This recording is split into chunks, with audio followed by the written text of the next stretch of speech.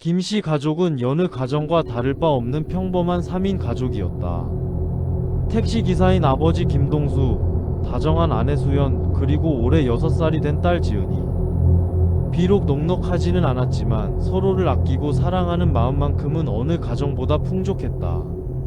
수연은 몸이 약한 편이었지만 지은이를 위해서라면 무엇이든 할 수 있는 어머니였다. 매일 아침 지은이를 유치원에 데려다주고 저녁이면 함께 동화책을 읽어주는 것이 그녀의 가장 큰 행복이었다. 하지만 행복은 그리 오래 지속되지 않았다.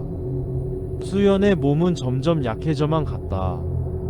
처음엔 가벼운 감기라고 생각했던 증상이 폐렴으로, 그리고 마침내 폐암이라는 잔혹한 진단으로 이어졌다. 지은이를 부탁해요. 병원 침대에 누운 수연의 마지막 말이었다. 동수는 아내의 차가워진 손을 붙잡고 오열했다. 지은이는 아직 엄마가 왜 일어나지 않는지 이해하지 못한 채 엄마의 볼을 어루만지며 엄마, 일어나 하고 계속 불렀다. 장례를 치른 후 집은 정막에 휩싸였다.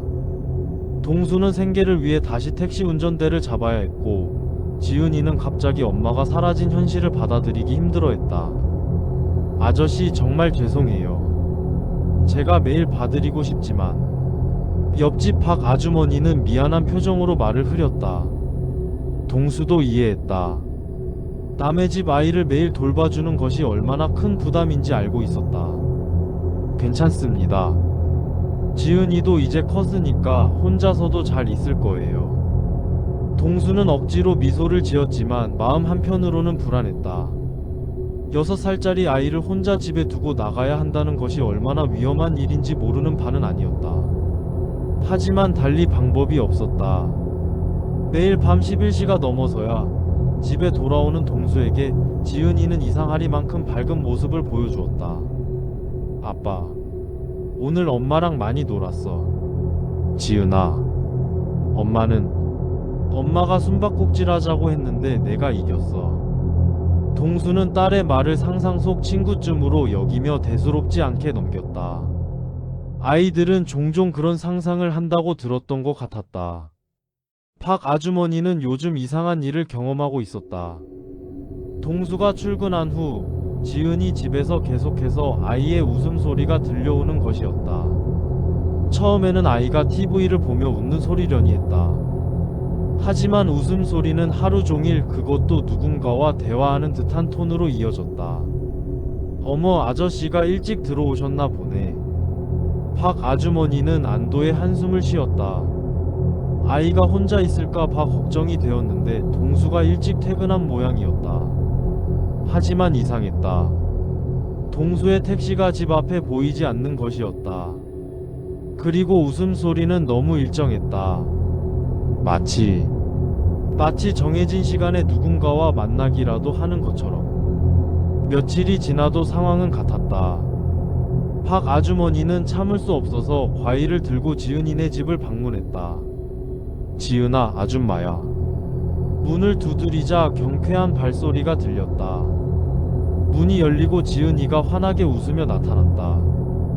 아줌마, 안녕하세요. 지은아, 아빠 계셔?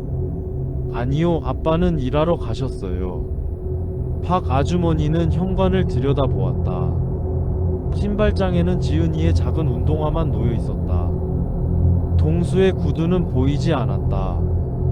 그런데 지은이는 신발장 앞에 앉아서 마치 누군가와 이야기하는 것처럼 혼자 깔깔거리고 있었다. 그 모습이 왠지 섬뜩했다. 지은아, 누구랑 이야기하고 있었어? 엄마요. 지은이는 너무나 자연스럽게 대답했다. 박 아주머니의 등에 식은땀이 흘렀다. 뒤돌아 나오려는 순간 동수가 집에 들어왔다. 어머, 안녕하세요. 아저씨 요즘 일찍 들어오시더니 오늘은 좀 늦으셨네요. 동수는 영문을 모르겠다는 표정이었다. 네? 그게 무슨 소리입니까?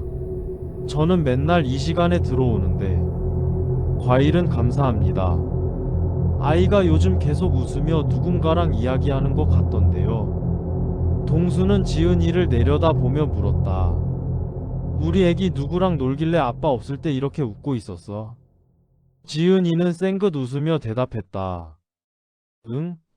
엄마가 내가 심심할 때 와서 놀아줘. 동수의 얼굴이 순간 어두워졌다. 화가 난 표정으로 아이에게 물었다. 뭐? 엄마가? 엄마는 못 와. 엄마는 하늘나라에 가셨잖아. 그러자 지은이가 고개를 갸우뚱하며 말했다. 응? 아냐. 아빠 없을 때는 엄마가 마루에서 기어나와. 그 순간 현관에 서 있던 박 아주머니와 동수의 혈액이 얼어붙었다. 뭐라고? 마루에서 기어나와서 나랑 놀아줘. 엄마 예전보다 더 하얘졌어. 그리고 목소리도 이상해졌는데 그래도 나랑 놀아줘서 좋아. 지은이는 여전히 해맑게 웃고 있었다. 동수는 천천히 거실을 향해 걸어갔다. 마루 한편에는 수연이 생전에 좋아했던 화분이 놓여 있었다. 그 옆으로 이상하게 마루 일부분이 살짝 들떠 있었다. 박 아주머니는 더 이상 견딜 수 없어서 집을 나섰다. 그리고 그날 밤 지은이네 집에서는 아이의 웃음소리와 함께 무언가가 마루를 긁는 소리가 밤새도록 들려왔다. 다음날 아침 동수는 지은이를 데리고 이사를 갔다.